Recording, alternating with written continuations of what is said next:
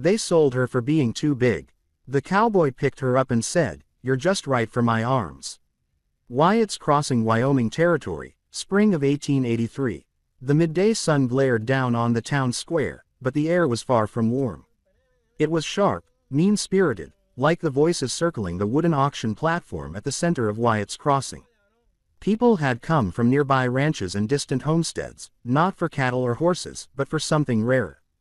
A human auction. Not that anyone called it that aloud. Helping hands, they said. Unwanted mouths finding purpose, but everyone knew the truth. On the platform stood a girl.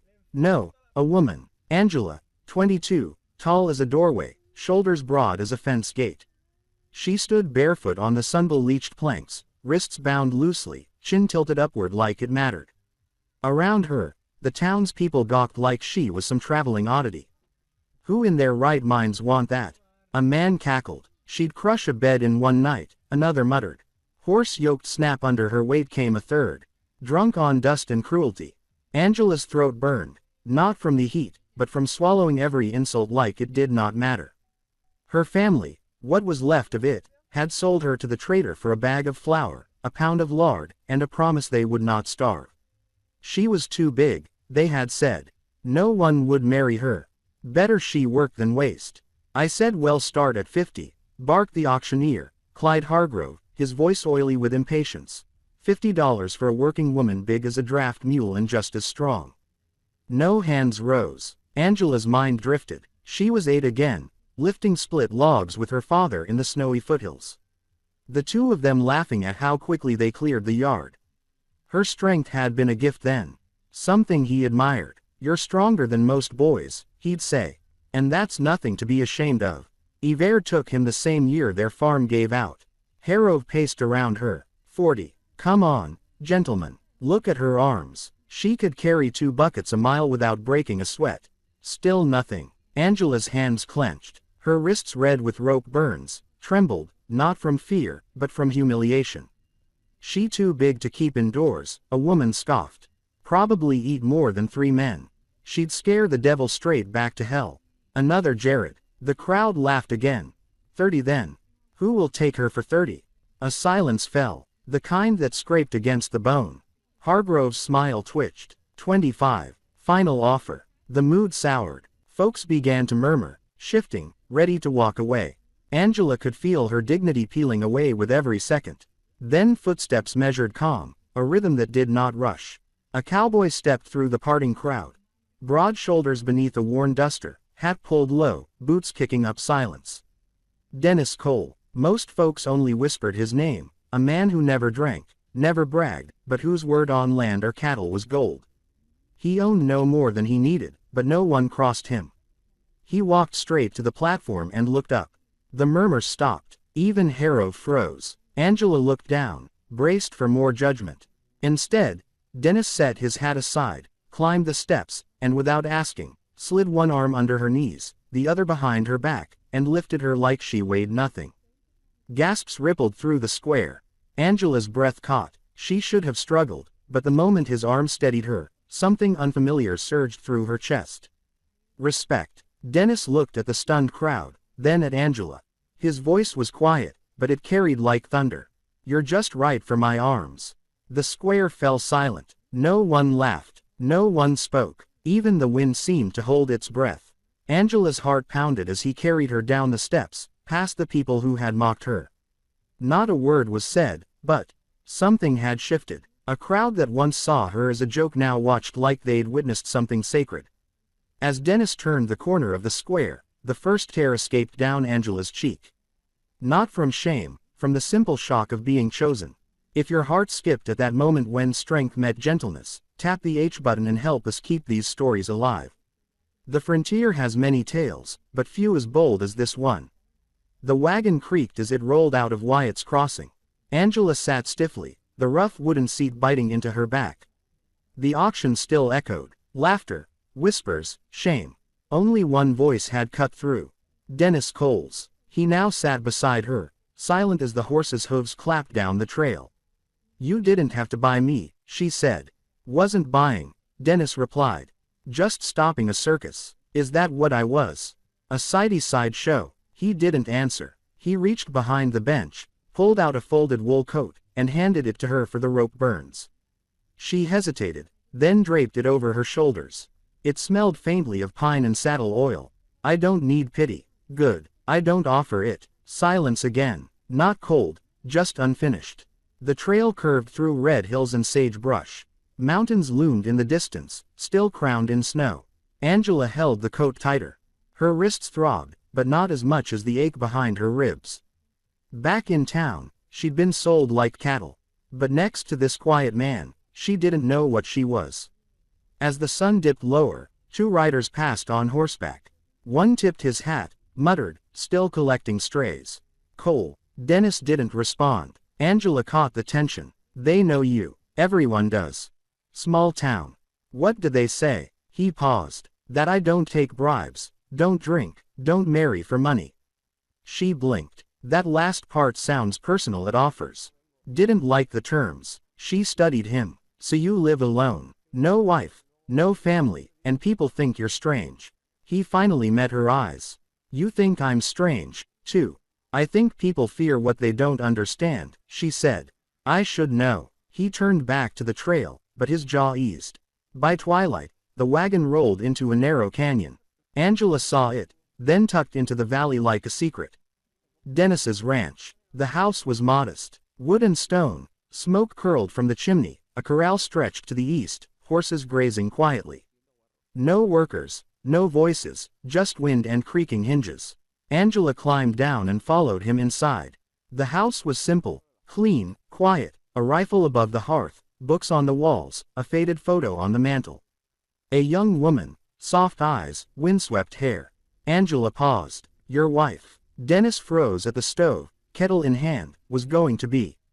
He set it down, voice low. Her name was Eliza. We were coming back from visiting her mother.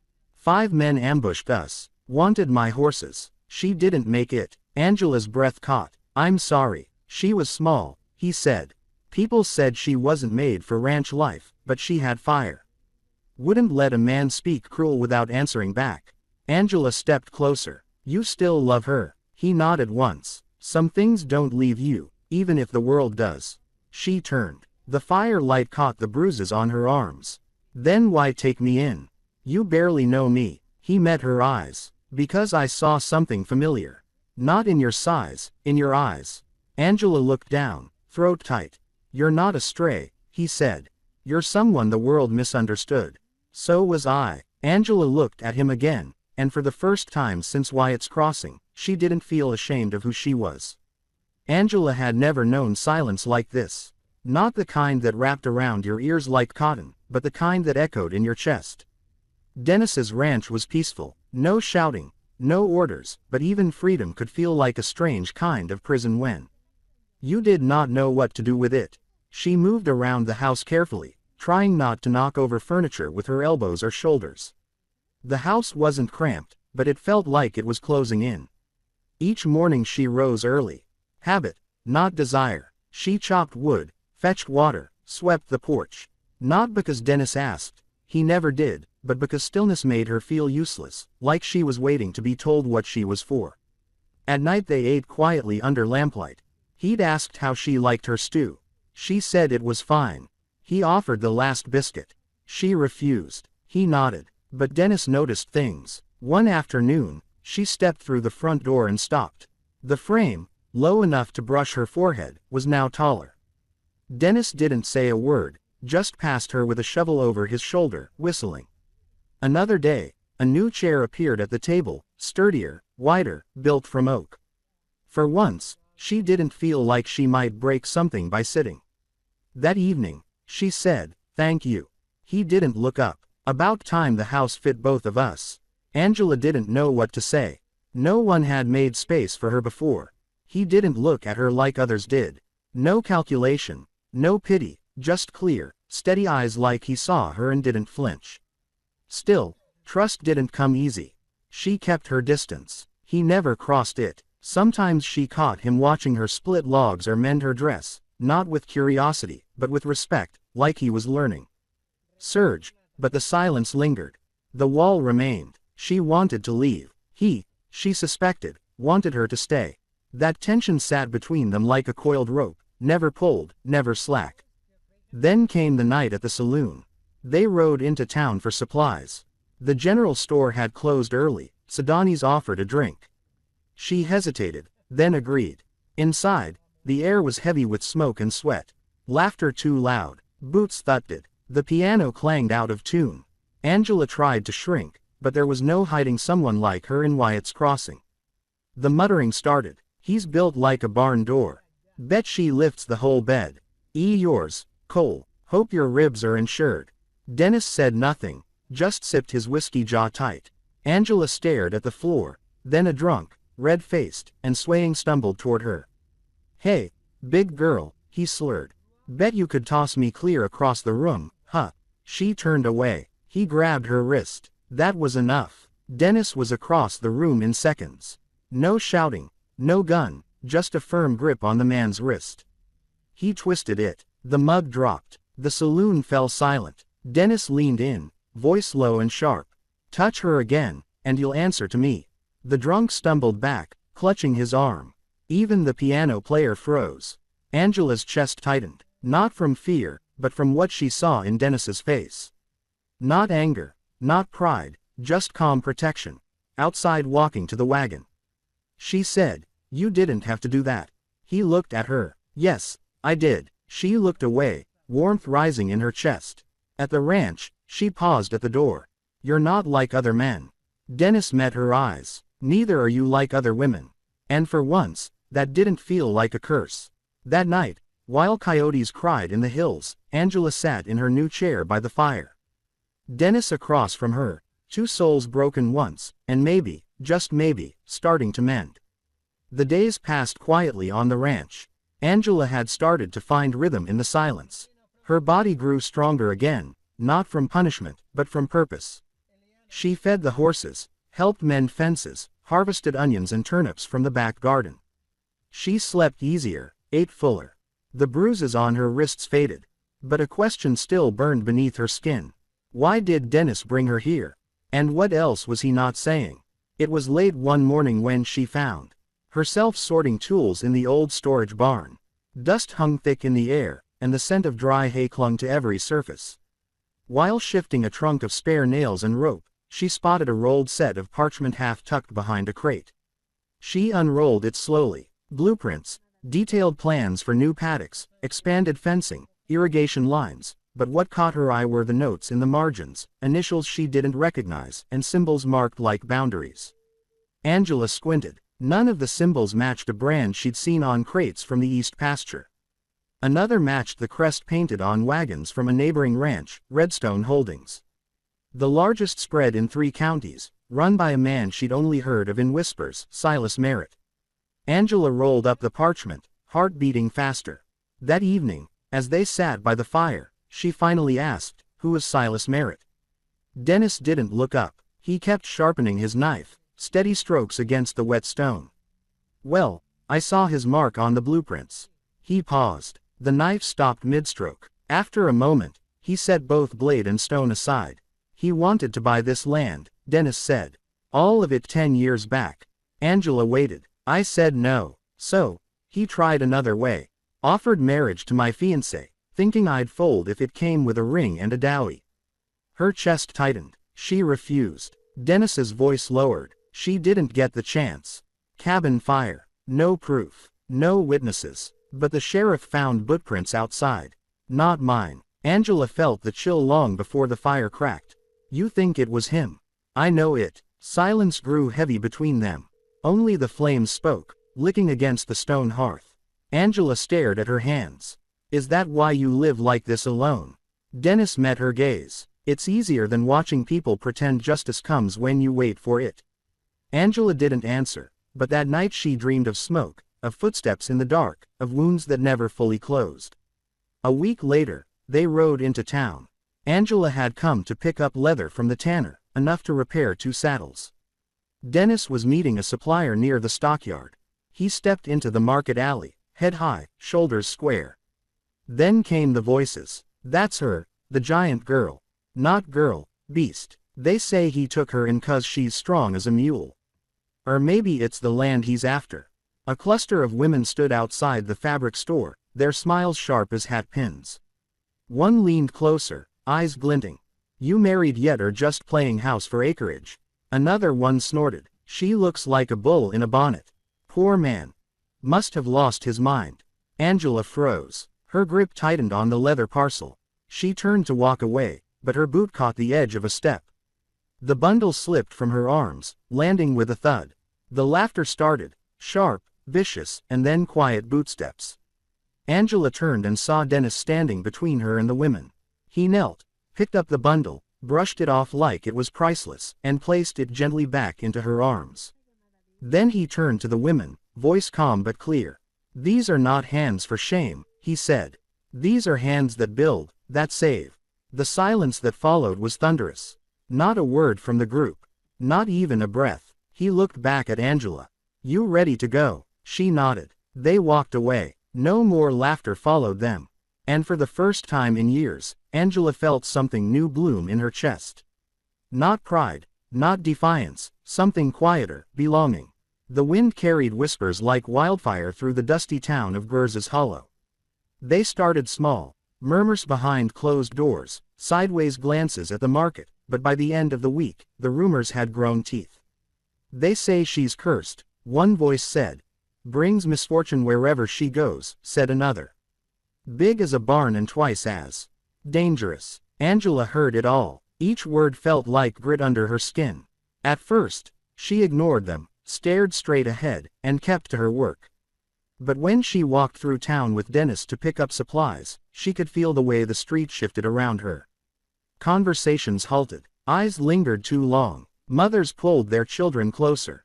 She didn't need Dennis to tell her who was behind it. Randall Hayes, wealthy, ruthless, and always 2 steps behind morality. The man had tried to buy Dennis's land, his reputation, and once his heart through the hand of a woman who was now gone. Failing that, Randall now turned to fear and fire to destroy what he could not own. Angela stared out at the hills beyond the ranch that night, her jaw tight, arms folded across her chest. The moon glinted off the iron horseshoe she had just finished shaping. She was good at this, building, fixing, making things last, but she wasn't sure she could fix the storm headed their way. Dennis stood behind her. You're thinking about leaving, he said quietly. Angela didn't turn around. If I go, hell have no more reason to stir the town against you.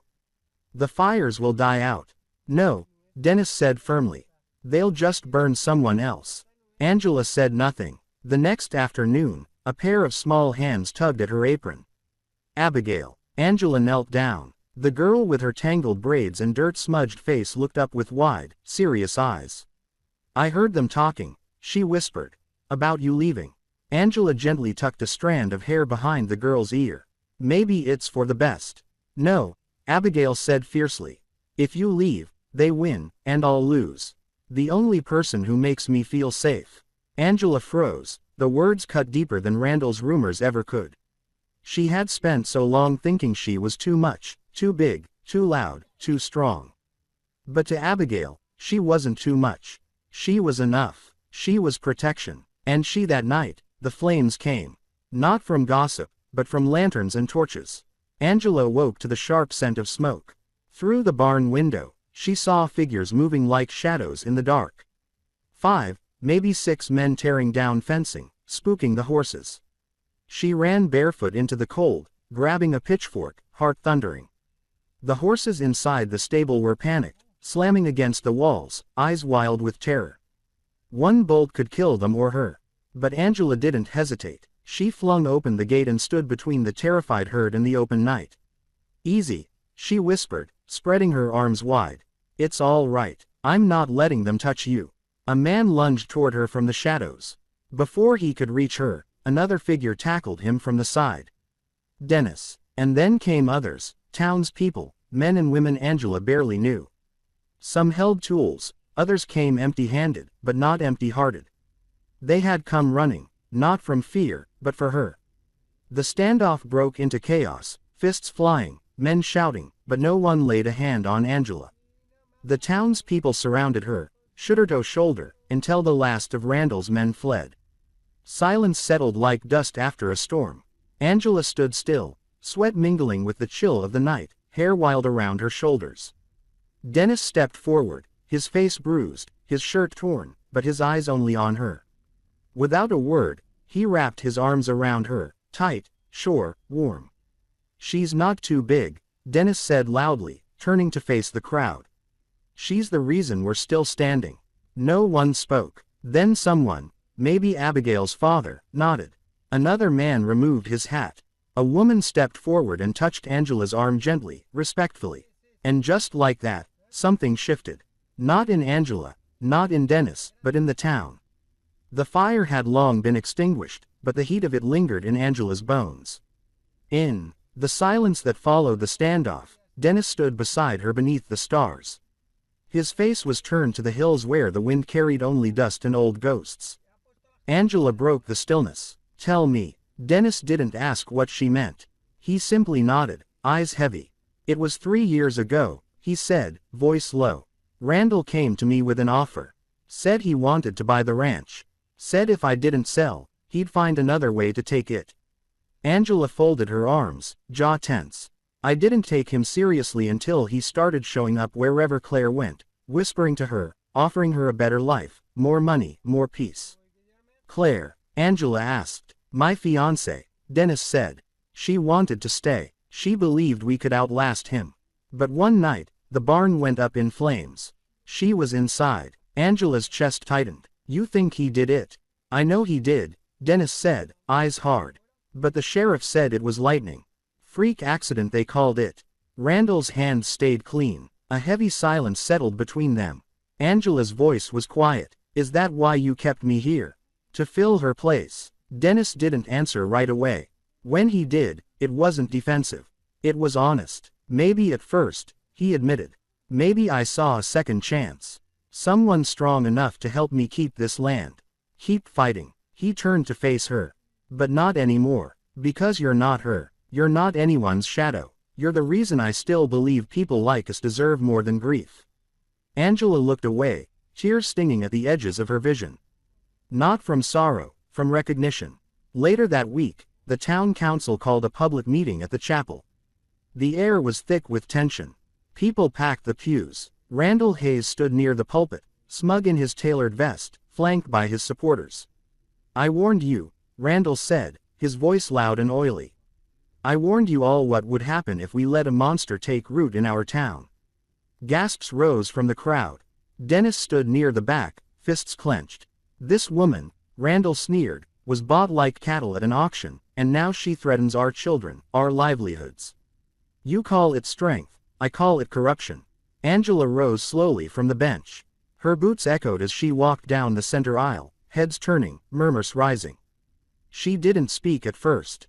Instead, she pulled something from her belt, a woodcutter's axe. Not to threaten, but to hold as a symbol. She stepped onto the front dais facing the room. "If being strong is a crime," Angela said, voice calm and clear, "then I am guilty." Silence. "But don't forget, strength built your barns after the storm. Strength lifted your wagons out of the mud. Strength carved this town from stone and dust." She raised the axe slightly. "This axe chopped firewood for the schoolhouse. It repaired the fence that kept your cattle in. And last night it stood between your children and chaos." She turned to Randall. "You call me a monster. I say you're afraid, not of me, but of the idea that someone like me doesn't need your permission to be worth something." The chapel was deathly quiet. Then someone stood, an old woman. She nodded once firmly. A farmer rose next. Then a school teacher. One by one, townsfolk stood. No cheers, no applause, just quiet defiance. Randall's smirk faltered. Angela stepped back, not victorious, but unafraid. She had spoken, and the town had listened. The dry season had turned the fields to tinder. Crops stood brittle under the weight of late summer heat, and even the wind carried the scent of something waiting to burn. That night, the fire came. Dennis saw it first, an orange glow creeping up the ridge.